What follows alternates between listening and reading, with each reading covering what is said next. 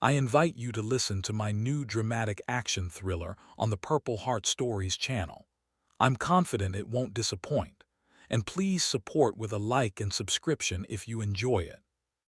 Reverse Amnesia. Chapter 1: Awakening and Discovery.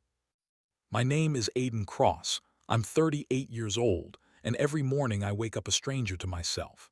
A former hostage rescue team commander, I remember every tactical operation of my career, but I can't recall my own wedding. The woman who calls herself my wife, Diana, shows me video diaries to remind me who I am. But today everything will change. Today I found evidence that my life is a carefully constructed lie. The first thing I become aware of is silence. Not a peaceful calm, but an unsettling emptiness, reminiscent of the quiet before an enemy attack. I open my eyes and my body instantly tenses, preparing for a threat. My gaze slides across the room, unfamiliar territory. I analyze my surroundings with lightning speed. Large bed, bedside tables, a dark wood dresser, photographs on the wall, bathroom door, window with a view of a well-maintained garden. Someone else's bedroom, someone else's life. My muscles are tense to the limit. My hand instinctively searches under the pillow for a weapon that isn't there. The door opens, and I take a fighting stance before my brain can process the information. A woman enters the room, and her smile strangely contrasts with my vigilant state. An attractive brunette with different colored eyes, left brown, right blue. Heterochromia my brain supplies, a rare genetic feature. "Good morning, darling," she says with a gentleness that conceals practiced caution. "Don't remember me again." There's no irritation in her voice, only understanding and something else I can't identify. Sympathy, fatigue. "Who are you?" I ask, not relaxing. "Diana," she answers, as if she's pronounced this name thousands of times. "Your wife." My wife. The words bounce off my consciousness like bullets off a bulletproof vest. Impossible. "Listen, Aiden. You have a rare neurological disorder caused by a concussion 5 years ago. You remember your military past, but personal memories from the last 5 years are erased every night." She pronounces the diagnosis with the precision of a neurosurgeon, but her gaze remains soft. Too soft. "Evidence?" I demand, still not trusting. Diana nods, as if she expected this question, and takes out a tablet. She plays a video. On the screen is me, with the same haircut in the same room, but with the expression of a man who knows who he is. "Hello, Aiden," I say to myself from the screen. If you're watching this, it means morning has come again, and you don't remember anything. Trust Diana. She's been your wife for 4 years. You met after your return from Afghanistan, where you received a concussion leading to anterograde amnesia with selective preservation of professional memory. I listen to my own voice, clear and confident. The recorded Aiden continues. "You still remember everything related to your military career. Skills, tactics, weapons, all this remains with you, but personal memories, they disappear every night." In the video, I raise my left hand, showing a wedding ring. The same one is now on my finger. The weight of the metal, which I hadn't noticed until this moment, suddenly becomes tangible. "Is this true?" I ask, though instinct suggests something is wrong with this situation. "Unfortunately, yes." Diana sits on the edge of the bed, not invading my personal space. This action seems practiced, like all her behavior. "You were a hostage rescue team commander, the best in your field. The concussion happened during an operation in Kandahar. Most psychotherapists believe your brain is protecting itself from traumatic memories." I analyze the information. Kandahar, the operation to free American diplomats at the consulate. I remember it in minute detail. The building layout, guard positions, thermal signatures of hostages on the tactical display. But myself in this operation, no. "Dr. Shaw, your neurologist, calls it reverse amnesia," Diana continues, noticing my tension. "Usually people with amnesia lose the past but remember new experiences. You have the opposite, Old memories have been preserved, but new ones don't stick. Every morning you wake up with the same memory reference point, the day after returning from Afghanistan. Diana opens the drawer of the bedside table and takes out a leather-bound notebook. You keep a journal. You record each day before sleep to remind yourself in the morning what happened. I, I usually leave you alone so you can read and get used to the idea. She stands and heads to the door, but stops at the threshold. Breakfast will be ready in 15 minutes. Take a shower if you want. Clean clothes are in the dresser. When the door closes, I open the notebook. The handwriting is mine without doubt. Methodical notes, factual information, observations. The entries cover 5 years. Thousands of days spent in this house with this woman. Days I don't remember.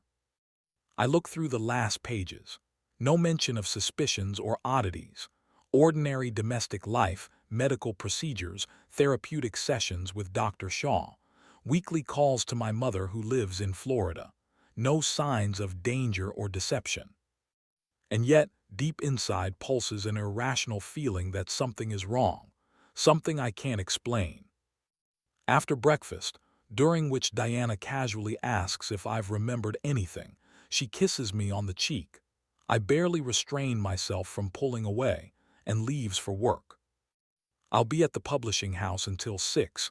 Call if you need anything. The number is in your phone under Diana.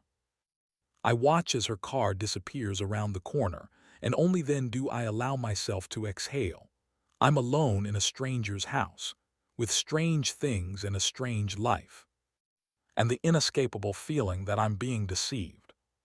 Methodically, as if clearing an enemy facility, I begin to explore the house. A 2-story building in a suburban area. 3 bedrooms, a study, living room, kitchen, 2 bathrooms. A 2-car garage with a full set of tools. I'm looking for inconsistencies, any clue that would confirm the growing feeling of falsehood inside. Photos on the walls. Me and Diana on vacation at our wedding at some charity event. We look happy, sincere, but I don't remember any of these moments. In the study on the first floor, I find a laptop. It's password protected. I try several combinations. Diana's birth date from her driver's license, which I found in the hallway, our wedding date from a photograph, military access codes I remember from service. Nothing works.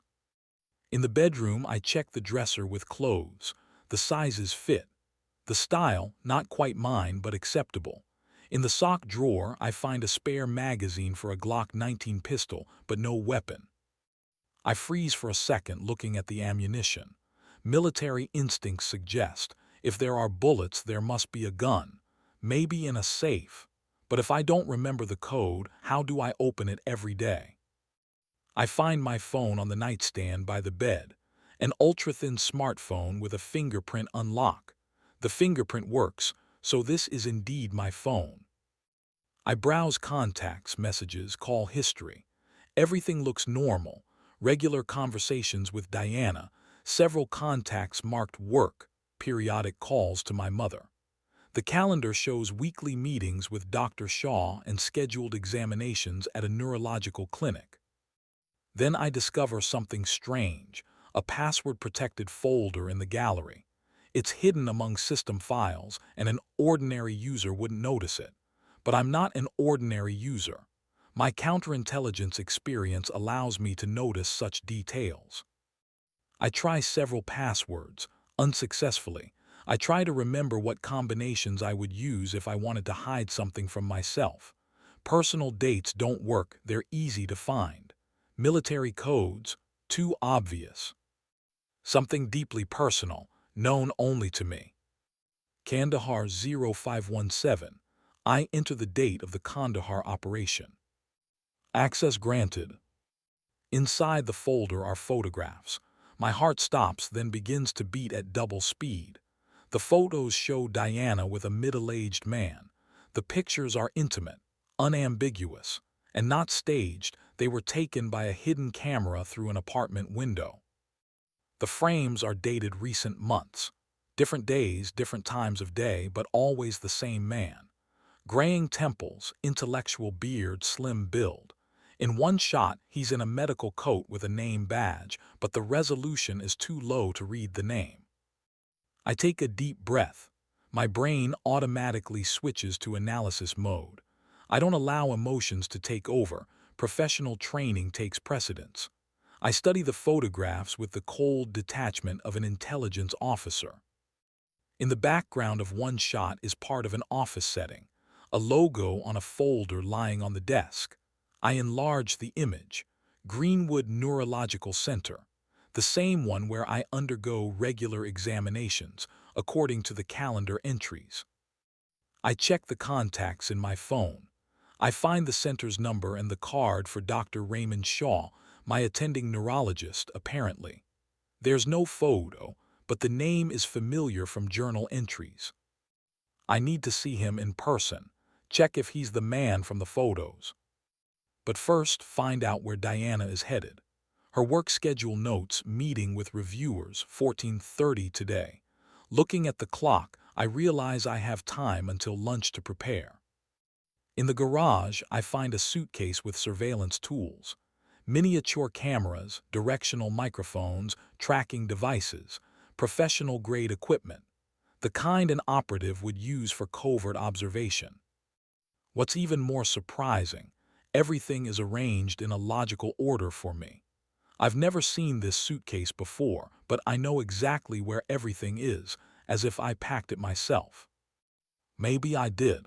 Did yesterday's me prepare everything for today's me? I take my car, a black SUV with tinted windows. Surveillance in urban conditions is difficult but feasible.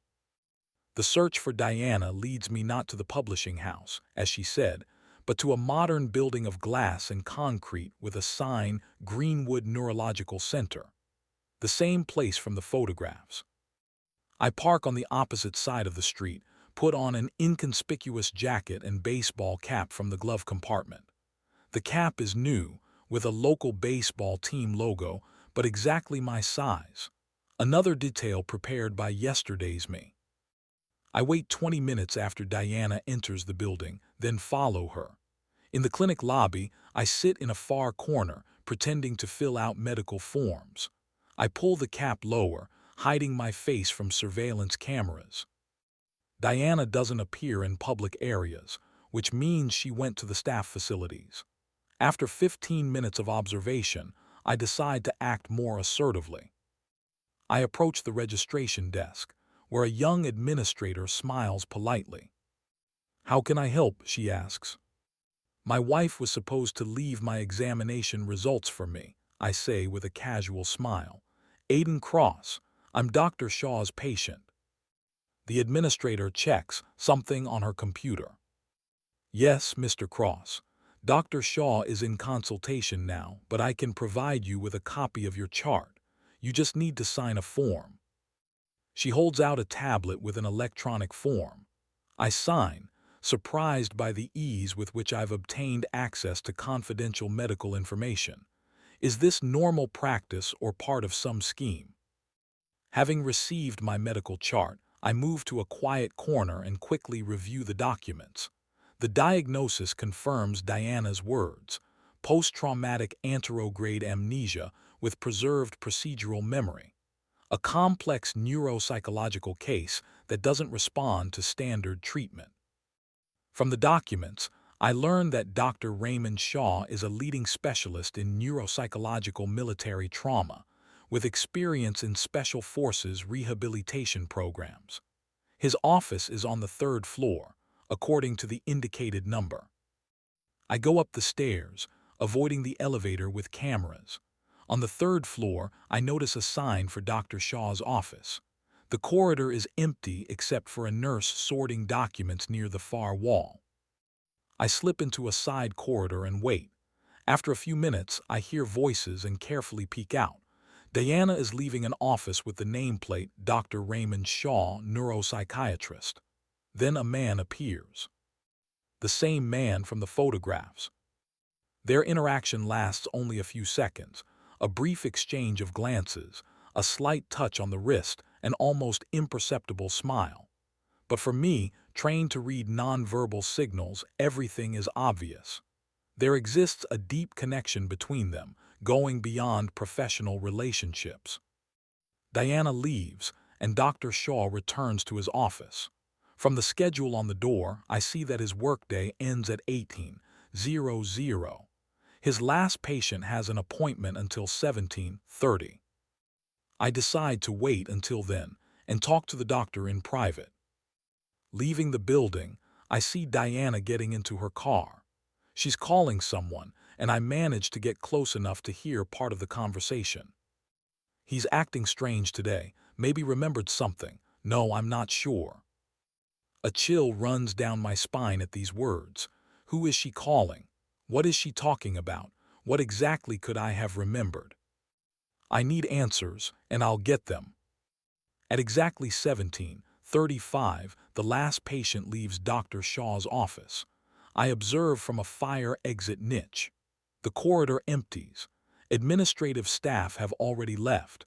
Only a security guard remains on the first floor and a couple of nurses in another wing, making sure the surveillance cameras are pointing in the other direction. I quickly cross the corridor and enter Dr. Shaw's office without knocking. He sits at his computer, back to me, and doesn't turn when hearing the door open. "I asked not to be disturbed after appointments, Jennifer," he says in an even voice. "I'm not Jennifer," I reply, closing the door behind me. Shaw flinches and turns sharply. An expression flashes across his face that I can't precisely interpret, surprise mixed with fear, expectation. "Mr. Cross," he says, quickly regaining professional composure, "this is unexpected." I silently approach his desk, not breaking eye contact. Years of interrogations have taught me silence is often more effective than words. Shaw maintains outward calm, but I notice micro gestures, slight tension in the neck muscles, barely noticeable quickening of breath, involuntary tapping of his index finger on the armrest. In 2 steps, I'm beside him, grabbing his lab coat lapels and sharply lifting him from the chair, pinning him to the wall. He doesn't resist, which itself is atypical for someone subjected to a sudden attack. "Who are you?" I ask quietly. "Your attending physician," he answers evenly. "We meet every Tuesday at 15:00, although you, of course, don't remember this." His calmness only intensifies my vigilance. I take out my phone and show him the photographs with him and Diana. "Explain this." To my surprise, Shaw doesn't look shocked or ashamed. Instead, his face shows an expression of relief. "I've been waiting for this day, Aiden," he says, using my name without formalities. "You're progressing again." "What?" I loosen my grip, disoriented by his reaction.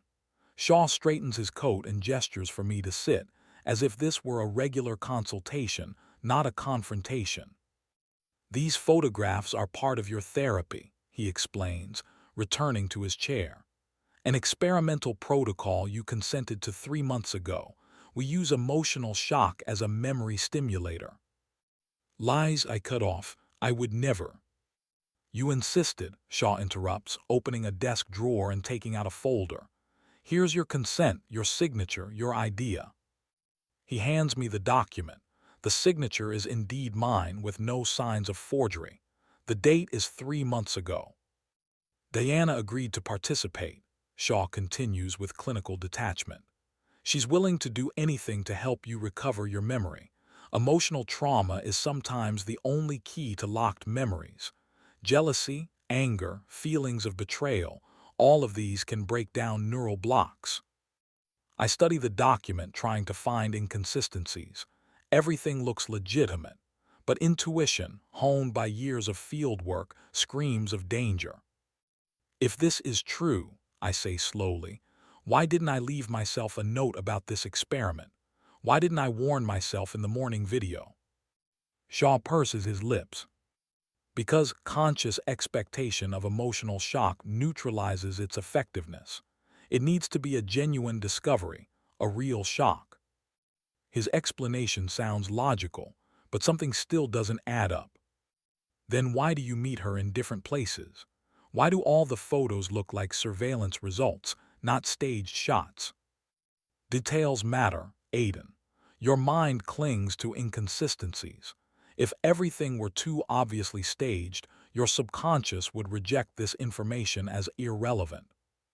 I step back, analyzing the situation. Shaw speaks convincingly. But could a man having an affair with my wife be so cool-headed during a confrontation? Or is this really part of some elaborate therapeutic protocol? What are the results? I ask, deciding to support his version. Has this experiment brought any improvements? Shaw opens a graph on his computer. See this curve? This is the frequency of neural activations in your hippocampus during memory tests. The last 3 months show a noticeable increase. You're beginning to form long-term memories, Aiden. Slowly, with interruptions, but the process has begun. I look at the graph. Numbers, diagrams, medical terms. Everything looks professional and convincing. But is it?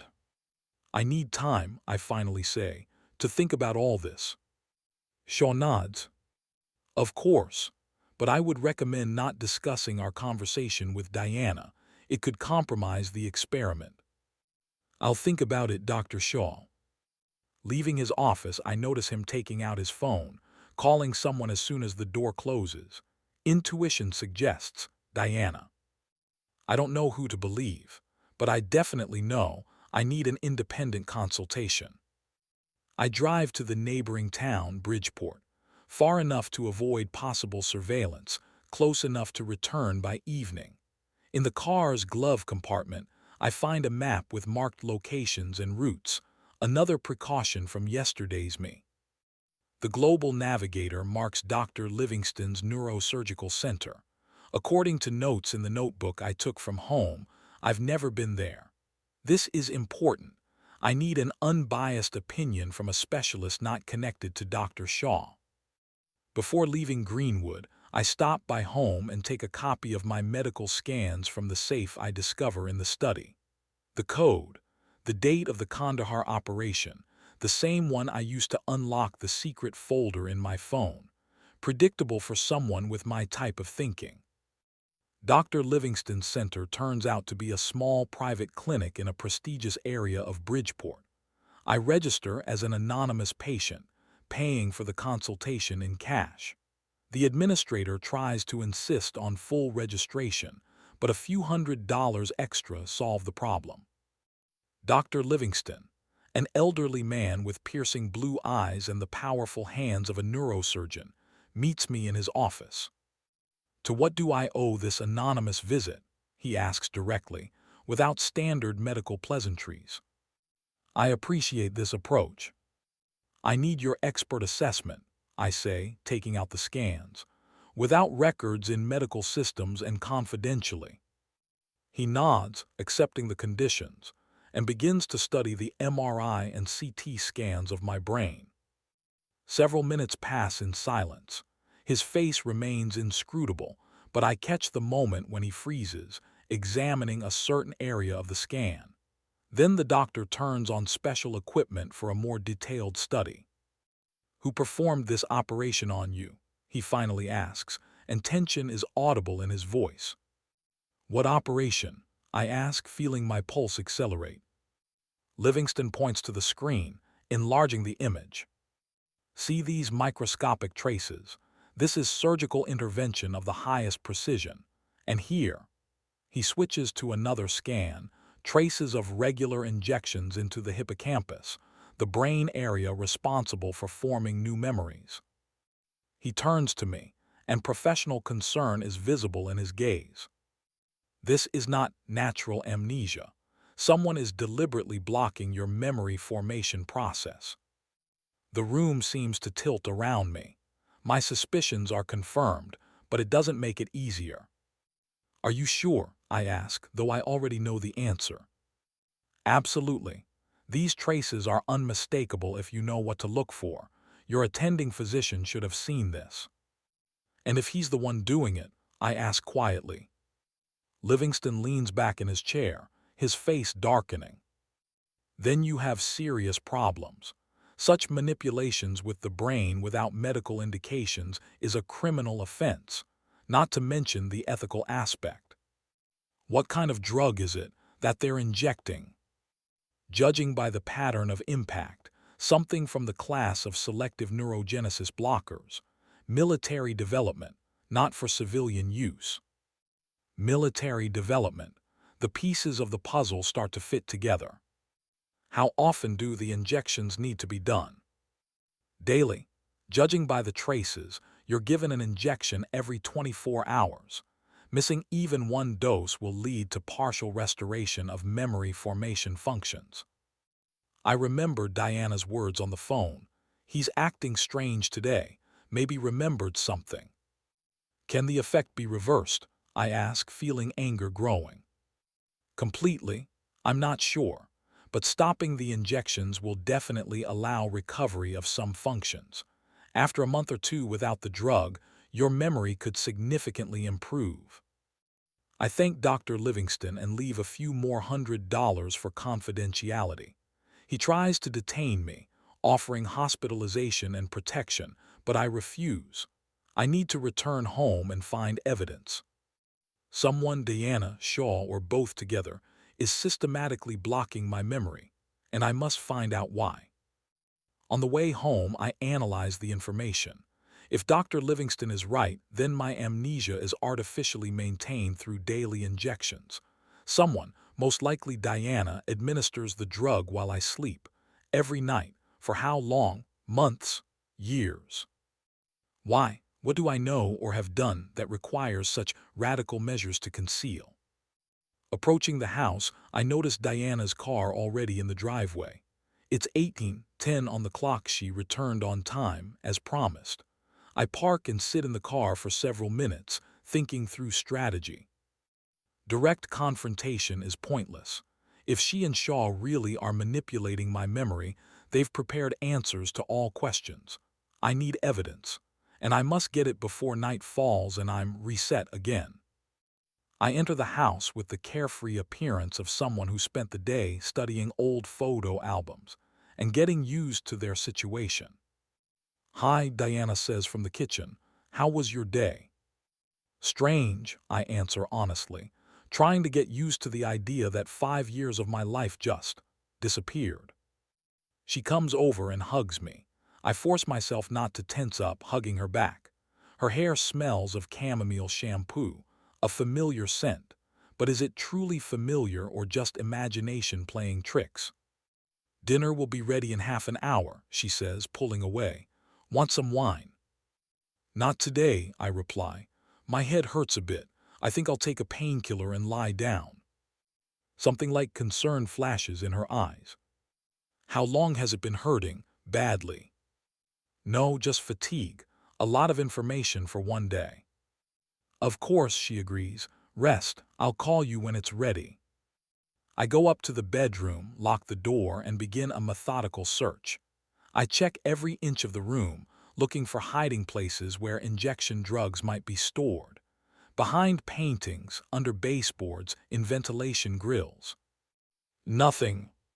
Then my eye falls on a small painting above Diana's vanity. A standard landscape, nothing remarkable, but hung slightly crookedly. I remove the painting and discover a safe built into the wall. Digital lock. How many combinations can I try before the anti-theft protection activates? I try to apply logic. What code would Diana choose? Her birthday? Too obvious. The date of our wedding? Possibly. I try different combinations, but nothing works. Then it dawns on me. What if the code is the date of the Kandahar operation? I used it for my phone and office safe. If Diana knows me as well as she claims, she might have guessed I would choose this date. I enter 5,172,018. The safe opens with a quiet click. Inside, neatly arranged ampules with clear liquid and disposable syringes. Several vials with labels bearing only an alphanumeric code. RNS 435B military marking for experimental preparations. Evidence found. I take out my phone and photograph the safe's contents, then carefully close it, returning the painting to its place. My heart beats faster, but my mind remains cold and analytical. Now I must decide how to proceed. Direct confrontation is dangerous. I don't know how many people are involved in this conspiracy. Escape is also risky. Without understanding the full picture, I might find myself in even greater danger. I decide to set up surveillance. In the equipment suitcase, I find miniature cameras and microphones. I install them at strategic points in the bedroom and living room. One camera is aimed at the bed to record the moment of injection. Another at the front door. I manage to finish just in time for Diana's dinner call. At the table, we talk about everyday things. She tells me about work at the publishing house, about the book she's currently editing. I listen carefully, looking for inconsistencies or slips, but her story sounds smooth and plausible. After dinner, we watch a movie, some romantic comedy that's supposedly our favorite. I pretend to be interested, but my mind continues to analyze the situation, calculating options. In the evening, preparing for bed, I notice Diana checking her phone, turning away from me. I manage to glimpse the screen, a message from a contact simply designated as R. Raymond Shaw. I pretend to be asleep when she lies down beside me. Through a mobile app, I check the camera feed. Everything is working. Now I must wait for her to make her move. Lying in the dark, I realize that tomorrow morning I'll wake up again without memories of this day. Again, disoriented and vulnerable, unless I prevent Diana from giving the injection. But no, better to let events take their course. Let her think I suspect nothing. Meanwhile, I'll leave myself clues, encrypted but understandable to my military mind, and the recording from the cameras, evidence I can find tomorrow. I need to act faster than planned, but first I need to see what they'll do tonight, gather all the evidence. And tomorrow the real game begins. A game where my memory, my identity, and possibly my life are at stake. I close my eyes, but sleep doesn't come.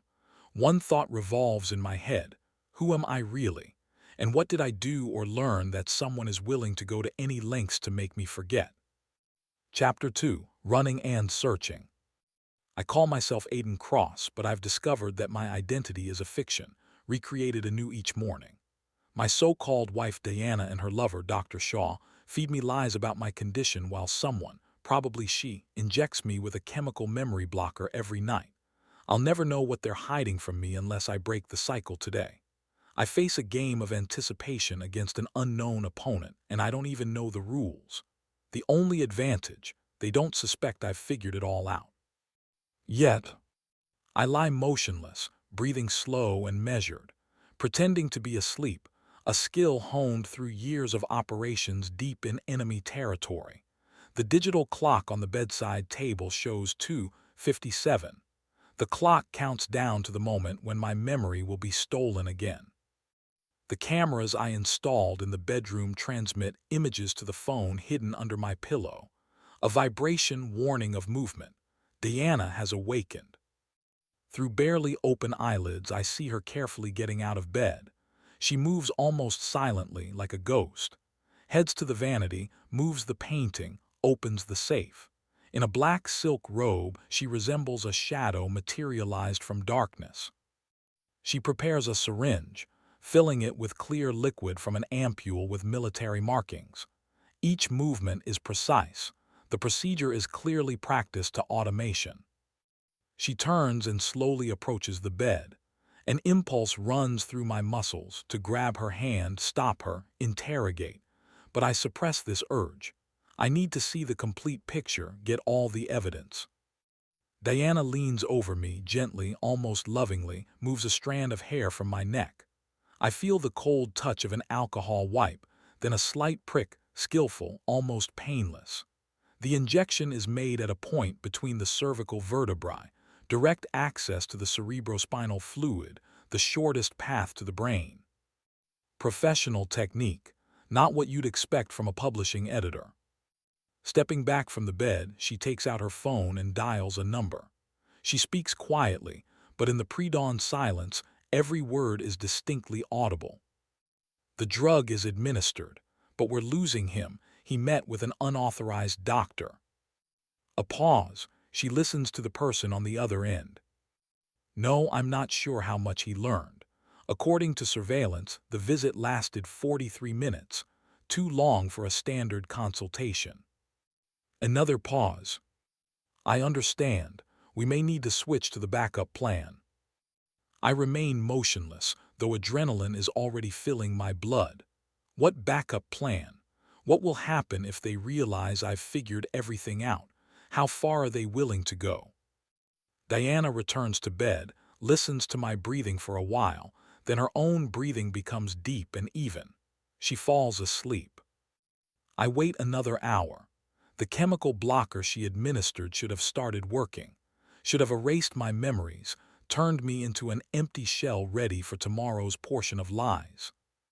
But I feel normal. Perhaps the drug's effect manifests during sleep, or it takes time for the substance to reach certain brain structures. At 4:15, I rise silently like a ghost. My body moves with mechanical precision, trained by years of secret operations. I retrieve the mini cameras, putting them in my pocket, digital evidence of what happened tonight. I collect a minimal survival kit, spare clothes, cash from a hiding place behind a baseboard in the study, $10,000 in $100 bills, neatly packed in a vacuum bag, a folding knife, a phone charger, a first aid kit. In the study, I discover another surprise. Behind a false panel under the bookshelf is a hidden Glock 19 pistol with a silencer and 3 spare magazines. And again, a perfect hiding place that I didn't remember every morning. How many more such loopholes did I leave for myself? How many times have I tried to break free from this circle of oblivion? Before leaving, I leave a note. Not to Diana, to myself. I seal it in an envelope and hide it under the third step of the staircase, where I discovered a barely noticeable scratch, possibly a mark from previous attempts. The note is concise, coordinates of the motel where I'm heading and a warning. Diana is not who she claims to be. Trust the cameras.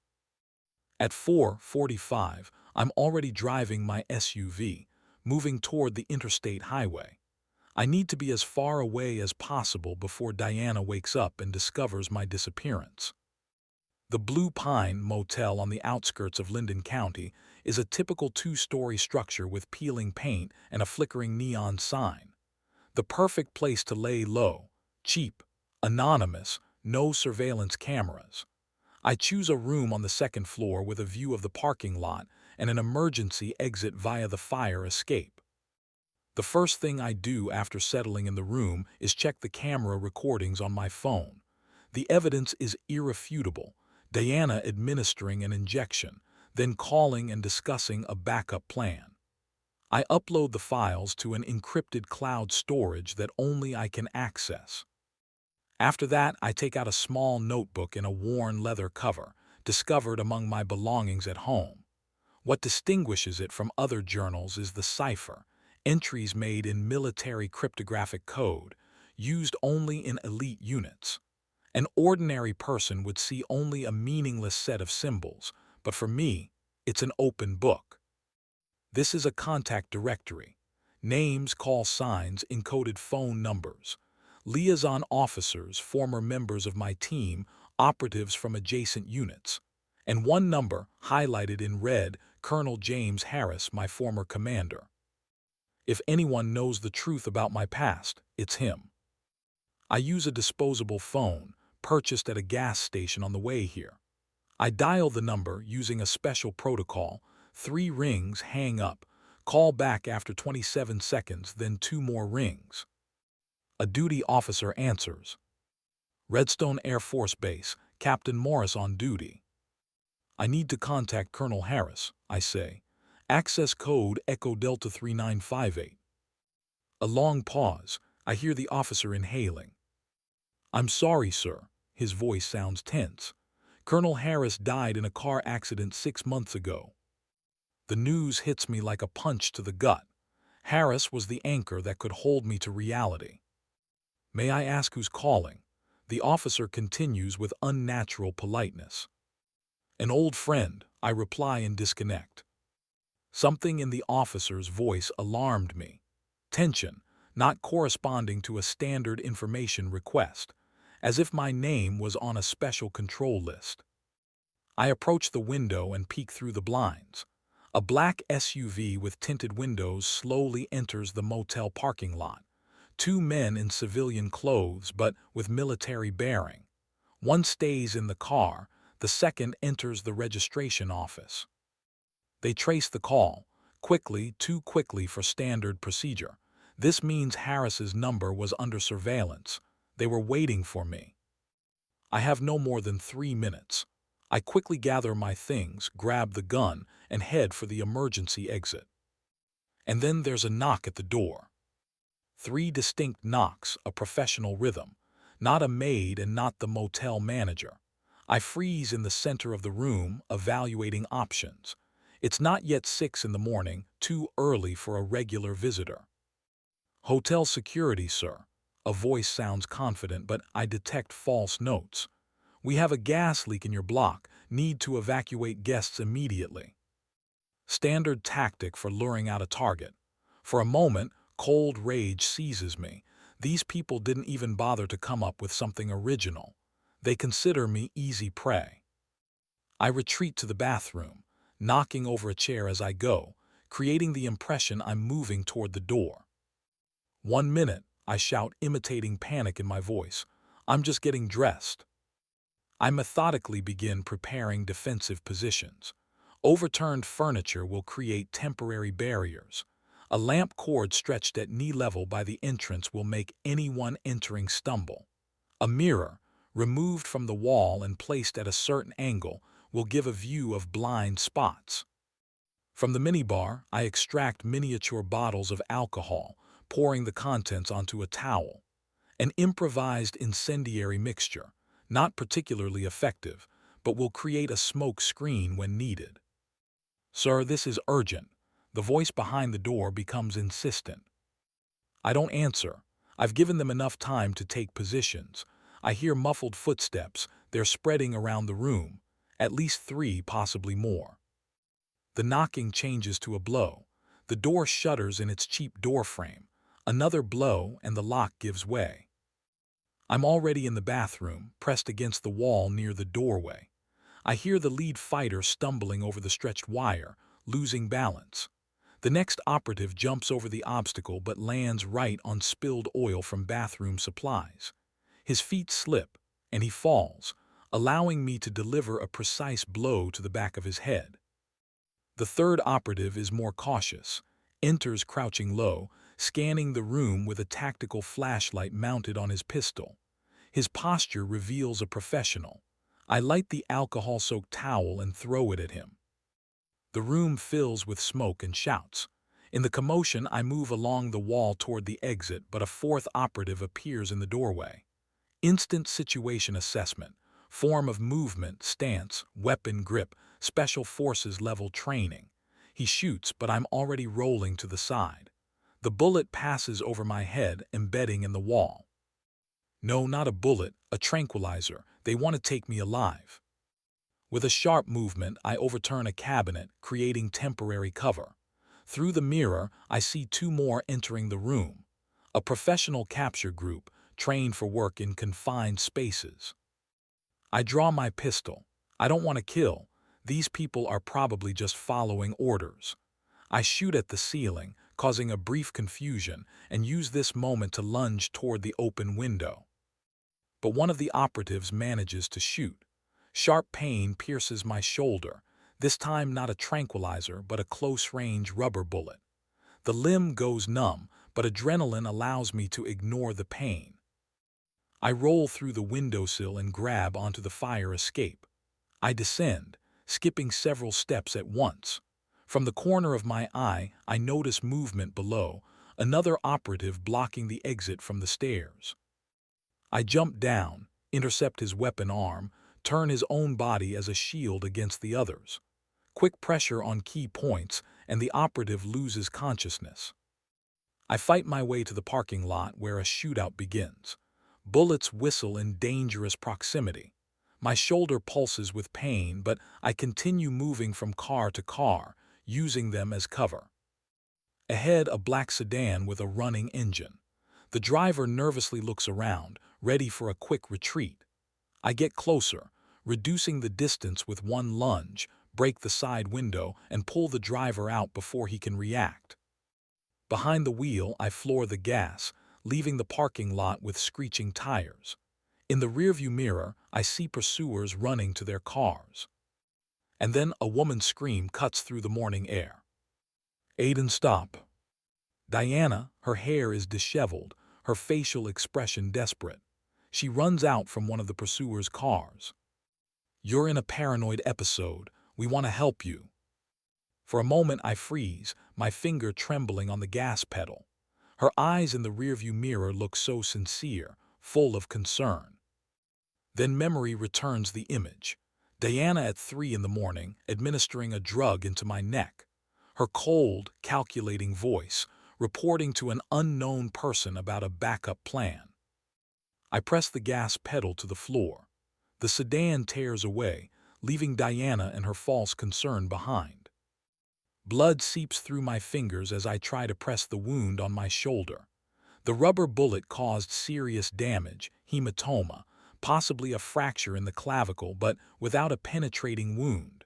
Could have been worse. I change 3 cars over the next 2 hours, practicing evasion protocols I've refined for years.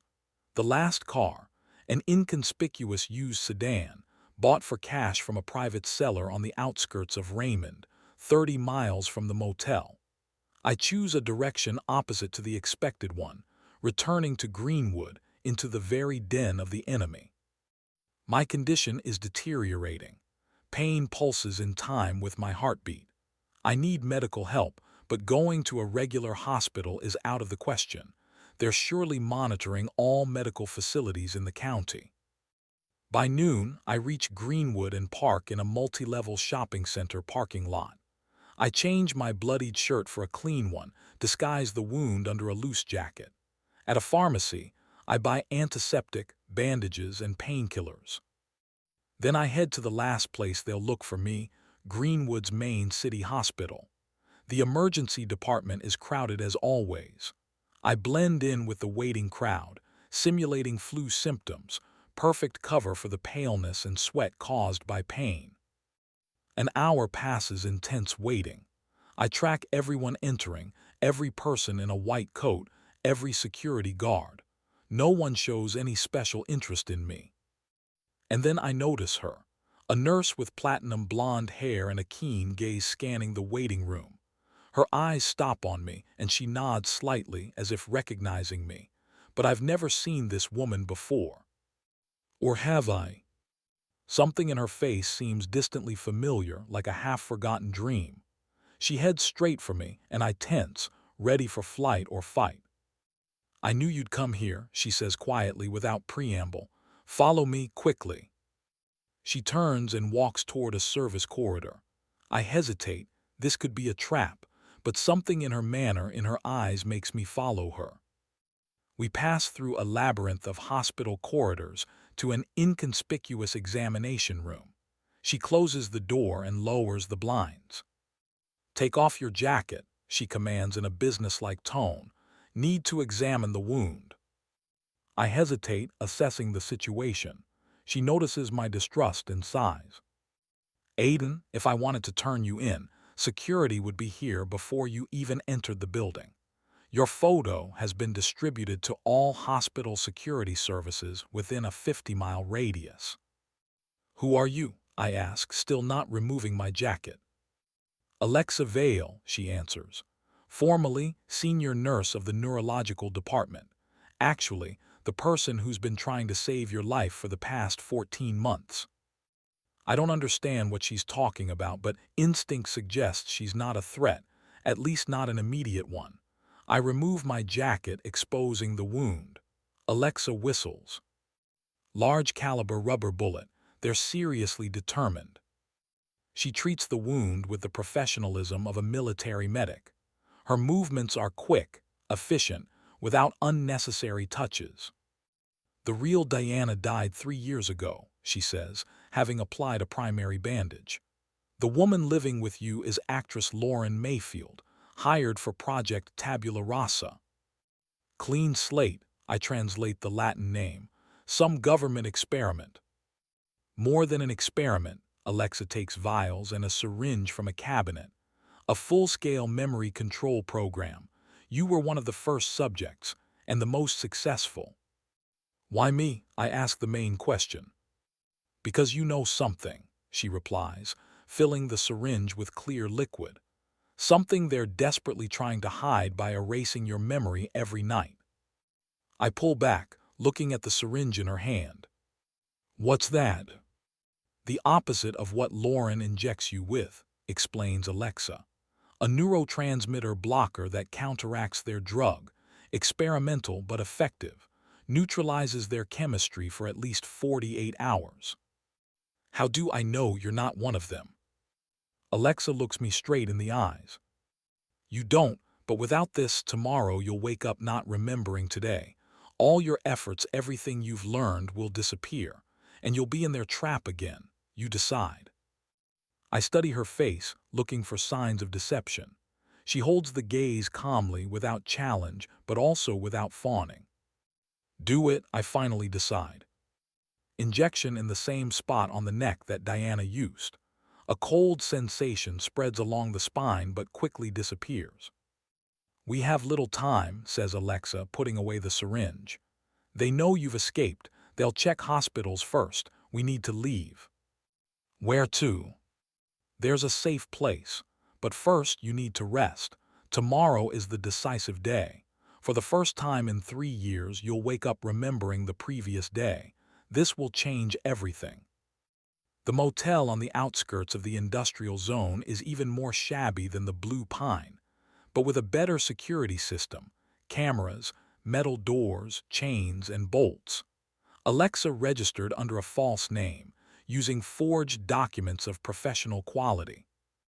In the room there are 2 single beds, separated by a nightstand. Alexa takes a position by the door, giving me a chance to rest. Sleep, I'll take the first watch. You'll relieve me in 4 hours. Professional operative terminology, not a nurse's.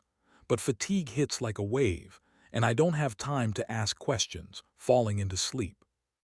I wake up to my own scream, a nightmare in which I see faces of people over and over. Unfamiliar, yet agonizingly familiar. Alexa is beside me, her hand on my shoulder. Memories are starting to return. The blocker is working. I saw people, I say, trying to grasp the fleeting images. Hostages, comrades, I don't know. Your last mission, she nods. Your mind is trying to piece together fragments. I look at the clock, 8 hours have passed. It's getting dark outside. Why didn't you wake me? You needed sleep, she shrugs, and it wasn't hard for me to keep watch longer. I look at her carefully, trying to assess her degree of fatigue. Military training is clearly evident in her endurance. Who are you really, Alexa? Definitely not an ordinary nurse. She smiles with the corner of her mouth. Before becoming a nurse, I served in the medical corps of special forces, then transferred to the research department of military psychiatry. That's where I learned about the Tabula Rasa program. You work for them. I did, until I realized the true scale of the project. I try to make sense of the situation. If what you're saying is true, the real Diana is dead, and the woman living with me for the past years is an actress. Why such complications? Why not interrogate me using conventional methods? Because they already tried, answers Alexa. And you almost died but didn't reveal the information. Your psychological training proved too good. So they switched to a more complex scheme, creating a controlled reality where you feel safe and gradually reveal information in bits without realizing it. Headache intensifies as Alexa speaks. Suddenly, an image flashes before my eyes, a woman with brown eyes laughing at something I said.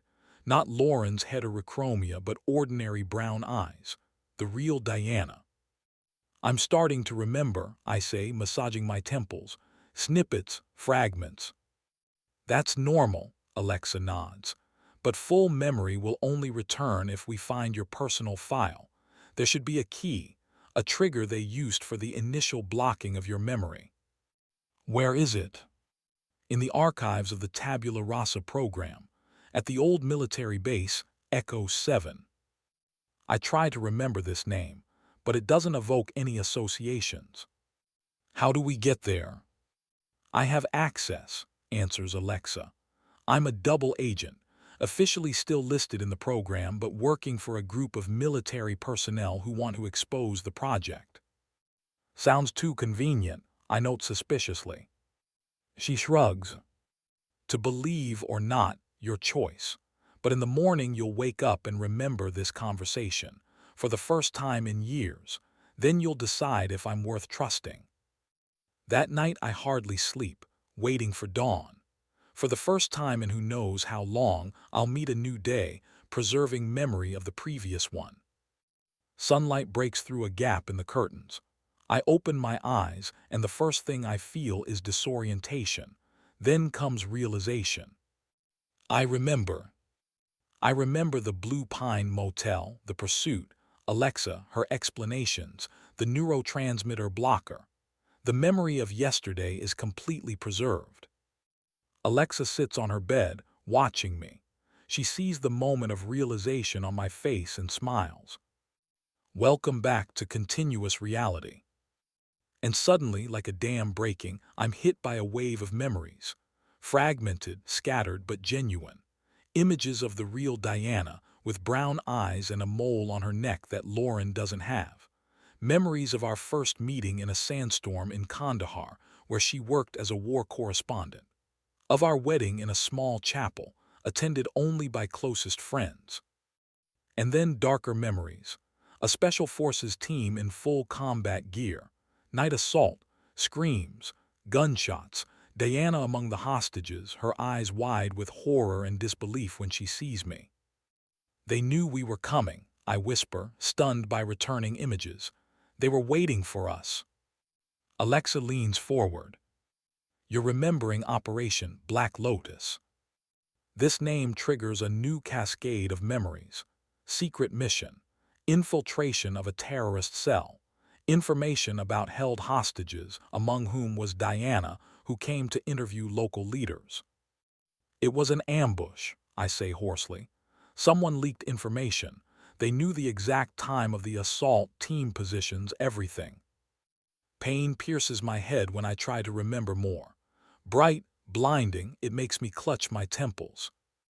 Don't rush. Alexa gives me pills and water. Memory returns in fragments. The blocker neutralized their drug, but years of chemical suppression left their mark. Complete recovery will take time. How many people died? I ask, though somewhere deep inside I already know the answer. Your entire team, and most of the hostages, she answers quietly, including Diana. Another flash, Diana's body on the floor, blood spreading across concrete. My hands trying to stop the bleeding. Her last words, which I can't remember, try as I might. The only way to restore full memory is to find your personal file, repeats Alexa. There should be the key to what you discovered and why they're so afraid of your memory. I raise my head, feeling rage replacing confusion. Then let's go get it. Base Echo 7 is located 20 miles from the city, disguised as an extensive warehouse complex. Externally, an ordinary logistics zone with trucks, workers, and private enterprise-level security. But the experienced eye notices details. Camera placement, patrol routes, excessive solidity of the fence. Security regime is minimal on weekends, explains Alexa as we observe the complex from a hill. Main personnel works Monday through Friday. How will we get in? She takes out a pass with a biometric chip. My access is still valid. They need medics constantly monitoring program patients. I'm on today's duty list. And me. You pass as my patient, directed for additional scanning. standard procedure for program subjects. She hands me a white medical bracelet with a QR code. This is a pass for internal movements.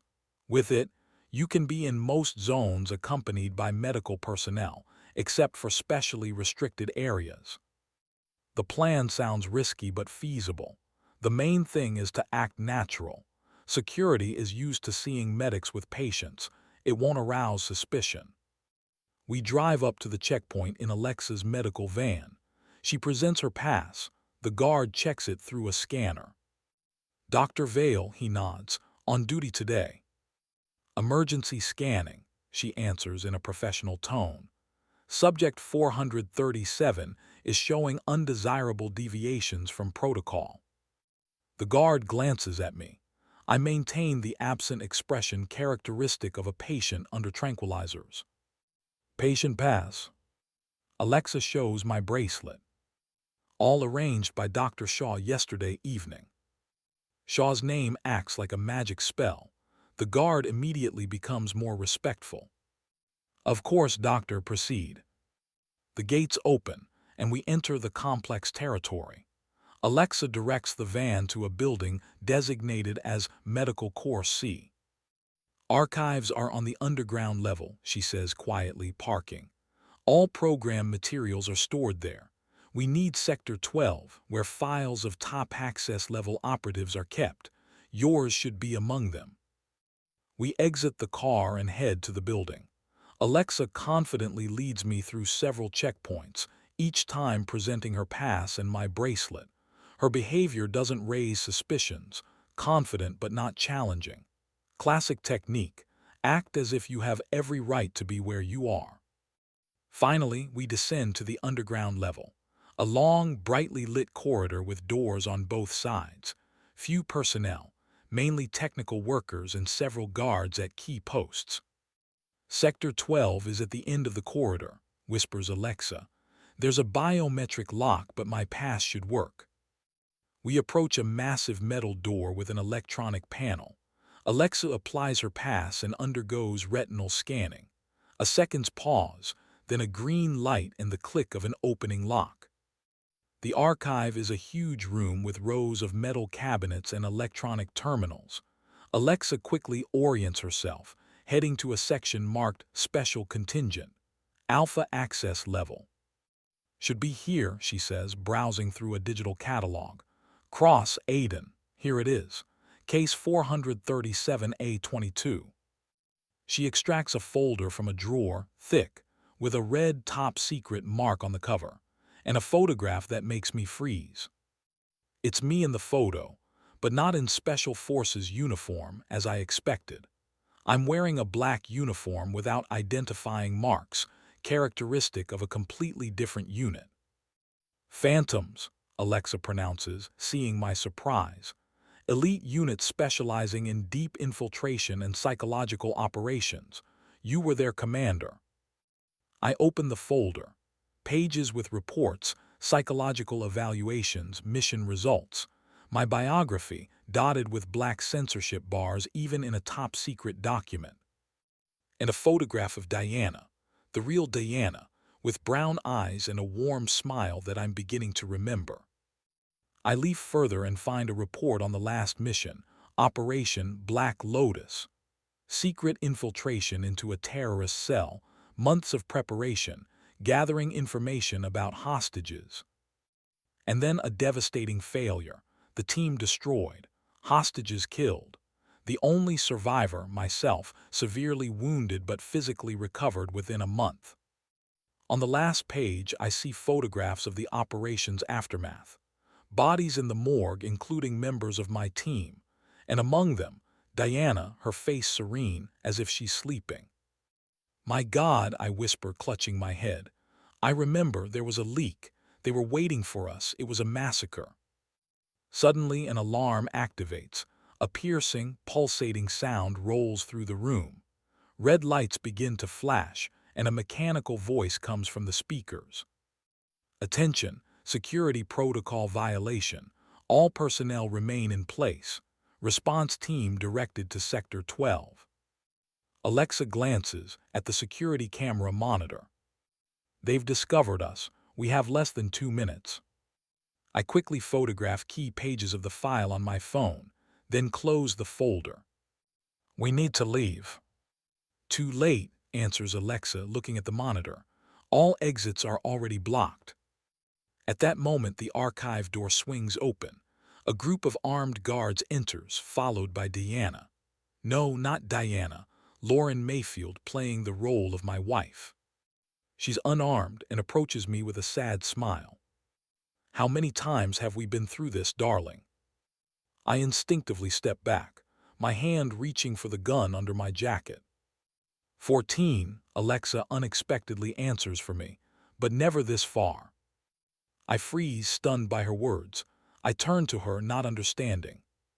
What? I'm sorry, Aiden, says Alexa with sincere regret, but this isn't a government conspiracy. Lauren removes a colored contact lens, making both eyes brown. It's your mind that created the conspiracy to protect you from the truth. The world around me begins to crack like glass under a hammer blow. I look from Alexa to Lauren, not understanding what's happening. The women know each other, work together. I can't believe in Alexa's betrayal, but everything points to exactly that. The trap was perfect, and I walked into it myself, thinking I was finally approaching the truth. Chapter 3: Truth and Choice. My name is Aiden Cross, and I no longer know who I am. 30 seconds ago, I believed I had become a victim of a government conspiracy. Now the woman I considered my savior stands beside the woman I considered a traitor. They look at me with identical gazes, a mixture of compassion and professional assessment. My reality crumbles like a house of cards in a gust of wind. The truth has turned out to be more terrible than any lie I could imagine. My main enemy is my own mind, which created the illusion of conspiracy to protect me from the unbearable burden of guilt. I stand in the archive of a secret base, squeezed between shelves of documentation and the cold truth of my past. In my hands, a folder confirming what I feared most. The metallic taste of fear fills my mouth. My heart beats so hard that its pounding drowns out the alarm, still wailing somewhere in the distance. And again the door opens, admitting a person I recognize instantly, Dr. Raymond Shaw. Only now he doesn't look like my wife's secret lover. There's no gloating or smugness in him, only the professional fatigue of someone who has gone through the same scenario many times. "Hello, Mr. Cross," he says calmly. "Glad to see you've gone further than usual." "What's going on?" I demand, feeling anger mixing with confusion. What the hell is happening here? Shaw looks at me with a long, evaluative gaze, then nods to his thoughts. "I think this time you're ready to hear the truth, the whole truth." He signals the guards to leave the room. They obey with evident reluctance, leaving the four of us, me, Shaw, Lauren, and Alexa.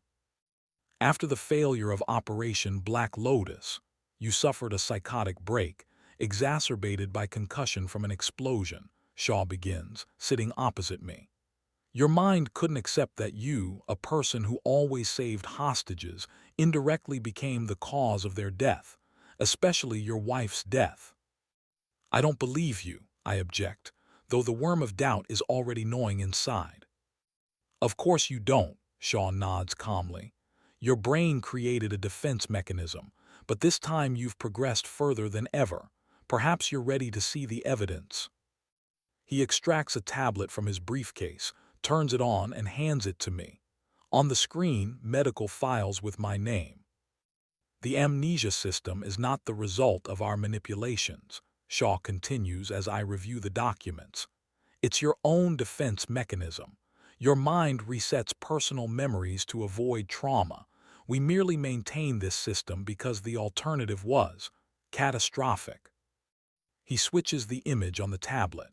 Now there's a video recording, me in a hospital room, veins on my wrists cut, blood spreading across white sheets.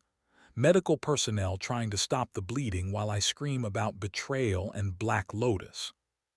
"Your first suicide attempt," comments Shaw. 2 months after the operation, when memory fully returned, there were others. I automatically look at my wrists, where I now notice thin white lines of scars that I hadn't seen before or didn't want to see. 14 cycles of awakening, continues Shaw. And in each, you created your version of conspiracy, where you were the victim, not the perpetrator. At first, we tried to work with you using standard psychotherapy methods. No results. Then we developed an experimental protocol. Alexa joins in. Controlled amnesia with gradual restoration of memory functions. Lauren agreed to participate in the role of your wife. For therapeutic reconstruction, adds Lauren, to create a safe environment where your mind could gradually accept the truth. I look at them, analyzing every word, every gesture. If this is manipulation, it's flawlessly executed. If truth, then unbearable. Prove it, I demand. Show me evidence that all this isn't just another game. Shaw nods as if expecting this. Fair enough. We move to an adjacent room, a small conference hall with a wall-sized screen. Shaw turns on the system and calls up a series of files. Here are records of previous cycles, he says. Different details each time, but the essence is the same. You discover a conspiracy, go through confrontation, and a crisis ensues. A video appears on the screen, me in some office, holding Alexa by the throat, pinning her to the wall. Who hired you? I shout in the recording, eyes bloodshot with rage. Who's behind all this? Security bursts in, pulls me away. Alexa slides down the wall, holding her throat, but in her eyes, not fear but compassion. Next video, me and Lauren in our house. I'm holding a gun to her temple. Tell the truth, who killed the real Diana? Lauren cries, but not from fear, from helplessness. Aiden, please, I'm trying to help you. In a third video, me in a bathroom, gun barrel to my temple. In the background, Shaw's shouts and the sound of a door being broken down. A shot. But at the last moment, someone knocks my hand aside. The bullet enters the ceiling, not my head. Each cycle led to a crisis, explains Shaw, turning off the recordings. After which we would restart the therapy. New legend, new details, but each time you found a way to create a conspiracy scenario. I look at my hands. They're trembling for the first time in all this time. A professional soldier whose hands were always steady, even under enemy fire, now cannot stop the trembling. Why is it different now? I ask quietly. Why didn't you stop me earlier? Because you've become stronger, answers Alexa, coming closer. In previous times, your paranoia took you over completely. Now you maintain critical thinking even in a moment of crisis. That's progress. Perhaps you're finally ready to accept the truth, adds Lauren. I look at them, still trying to find inconsistencies, evidence of lies. Professional training doesn't switch off even now. What if I don't believe? If all this is part of a more complex manipulation? Shaw shrugs. Then we'll return to the beginning of the cycle. You'll wake up tomorrow in your house, next to Lauren, without memories of the last years of personal life, and everything will start again. The 15th cycle. But the decision is yours, emphasizes Alexa. This time we won't impose a choice. You can return to comfortable illusion, or try to face the truth head-on. I close my eyes, analyzing everything I've heard and seen. If they're telling the truth, I'm guilty of my team's death, the hostages, Diana.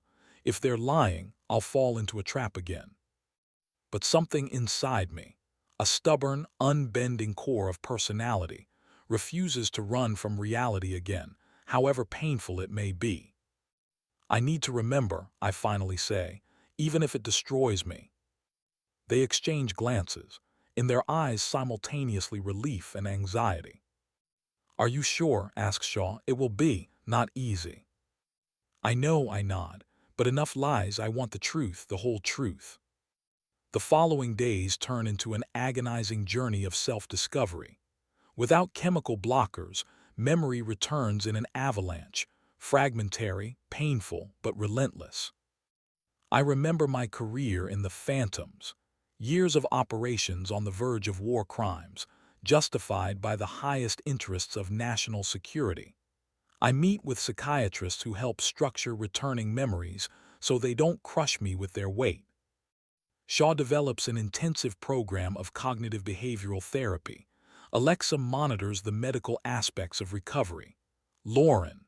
Lauren is simply there, not as a wife or actress, but as a person who knows me better than I know myself. The hardest thing, meetings with surviving hostages and families of fallen comrades. Each such meeting is like a knife to the heart, but I force myself to look them in the eyes, accepting pain as part of healing.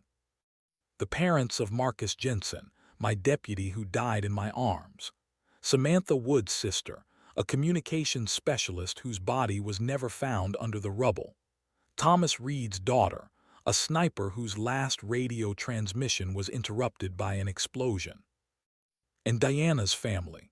Her elderly father, with tears in his eyes, tells how proud he was of his daughter, and how he doesn't blame me for her death. She knew the risks, he says, squeezing my hand with his wrinkled palms, and loved you with all her heart. I visit the cemetery where Diana is buried. I stand at a simple granite headstone, remembering every moment of our short life together. Now I can remember her laugh, her habit of thoughtfully twirling a strand of hair around her finger when working on an article, her passion for justice, which ultimately led her to the den of Black Lotus. "Hello, Commander." The voice catches me by surprise. I turn and see a middle-aged man, in civilian clothes but with military bearing that no suit can hide. "Who are you?" I ask warily. "A friend of Colonel Harris," he answers. "My name is Jason Webb. We served together." I study his face, trying to remember. An image surfaces in memory, a young intelligence officer receiving a briefing before a mission in Kabul. "Lieutenant Webb." "Now, Major," he nods. "Glad you're starting to remember, sir." "What do you want?" I ask directly. "I'm no longer in service." "Harris didn't die in an accident," he says quietly, looking around. "They killed him because he found this." He hands me a small flash drive, inconspicuous black, without identifying marks. "What is this?" "Evidence of betrayal," answers Webb. "Operation Black Lotus was deliberately sabotaged. Information about the assault was leaked directly to Black Lotus leaders 24 hours before the operation." I clench the flash drive in my fist, feeling the cold metal digging into my palm. "By whom?" "Better see for yourself. Harris knew you were the only one who could finish the job if you ever returned. He believed in you even after everything that happened." Webb steps back, preparing to leave. "Be careful, Commander. These people are still in power and have killed for lesser threats." When he leaves, I stand motionless, clutching the flash drive like a lifeline, or like a grenade with the pin pulled. In the evening, at a secure location, I review the contents, encrypted files requiring a password to decrypt. I try various combinations related to Black Lotus, but nothing works. And then I remember Diana's last words, which I've long tried to restore in memory. 4 words spoken in a fatting voice: "Finish what you started." I enter, FINISHWHATYOUSTARTED. The files open, and I see with horror the evidence: electronic correspondence, audio recordings, bank transfers. Data stolen from the most secure government servers unequivocally indicate the operation was deliberately sabotaged. Black Lotus received exact information about the time of the assault, team positions, evacuation routes. Information was leaked from the very top, by the person whose signature is on the order to conduct the operation, General Victor Montgomery. The files also contain the reason: a political deal. Montgomery received guarantees from Black Lotus leaders that the planned terrorist attack at an international forum would not affect the American delegation. In exchange, he surrendered the assault team and hostages. 23 lives, including my wife and my people, in exchange for diplomatic advantage and personal gain. The rage I've suppressed for so long finally finds a worthy target. Not an abstract conspiracy created by my inflamed mind, but a specific person whose betrayal cost me everything I loved. General Montgomery's mansion in a Washington suburb is guarded by professionals, former military personnel who know their job. But there's no security system that a phantom's commander couldn't overcome. I infiltrate after midnight, silently neutralizing the perimeter alarm and putting the guards to sleep with a special fast-acting gas. My movement through the house is soundless. Skills developed through years of training proved stronger than amnesia and psychological trauma. The general's bedroom is on the second floor. I sit in a chair by his bed and wait for him to wake up. I don't need to wake him. The professional intuition of an old warrior will do that for me. 22 minutes pass. The general opens his eyes and abruptly sits up in bed. His hand reaches for the bedside table, where a pistol is surely hidden. I wouldn't, I say quietly. The weapon is unloaded. Montgomery freezes, peering into the darkness. In the moonlight from the window, I see his face, strong-willed, with regular features and the cold eyes of a strategist. Now, for the first time, these eyes show fear. "Cross," he says hoarsely, "they said you were locked forever in a psychiatric clinic."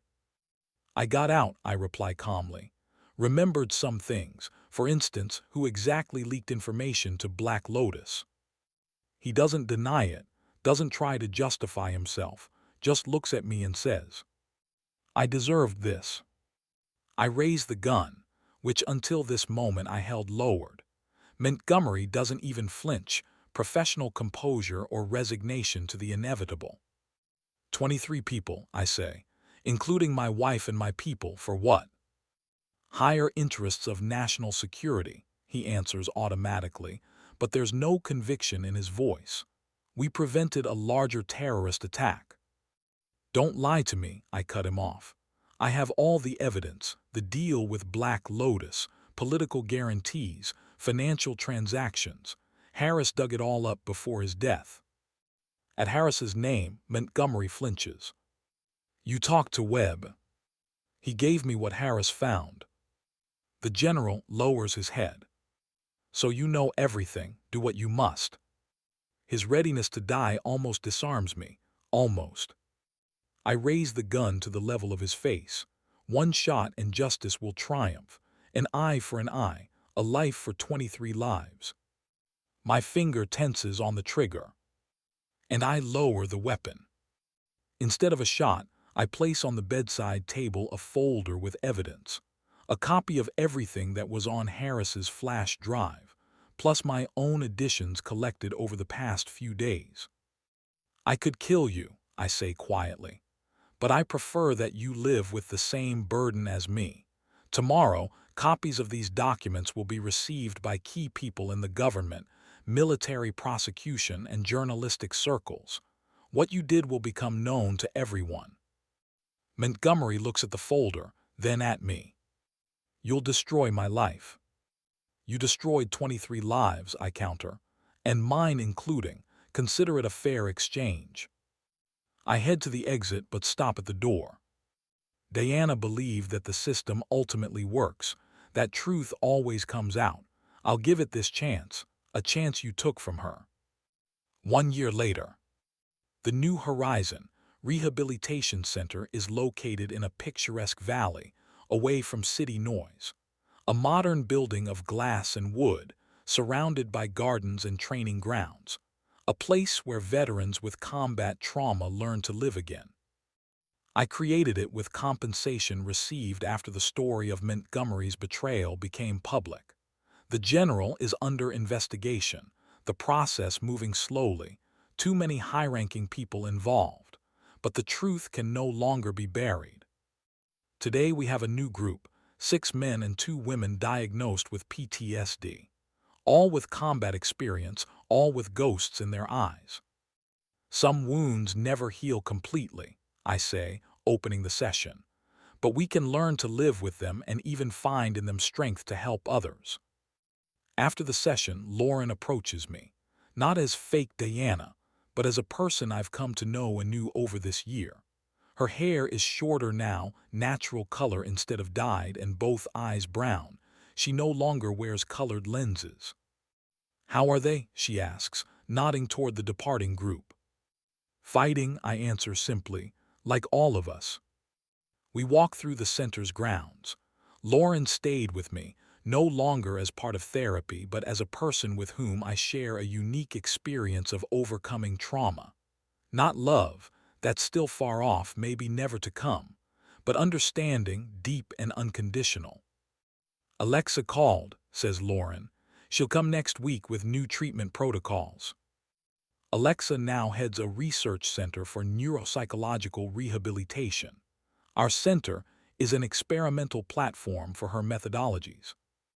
"Good," I nod. "Everything going according to plan?" "Yes, the first results are promising." We reach a small memorial on a hill, 23 stones, symbolizing those who died during Operation Black Lotus.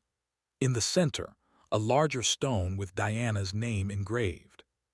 "She would be proud of you," says Lauren quietly, "of what you're doing now." I don't answer, just look at the stones, remembering the faces of those who will never return. Memory no longer resets every morning. Now I remember everything, every day, good and bad, and I've learned to live with this burden. In the distance, a new wing of the center is visible. Construction is almost complete. There, civilians with PTSD will undergo rehabilitation, victims of disasters, attacks, terrorist acts. My life will never be the same, but now it has a purpose larger than myself, helping others gather pieces of their shattered lives, finding meaning where it seemed there could be none. And maybe in the process, I'll finally find forgiveness, not from others but from myself. If you enjoyed this story, please support the author with a like, subscribe to the channel, and share your emotions in the comments. Thank you.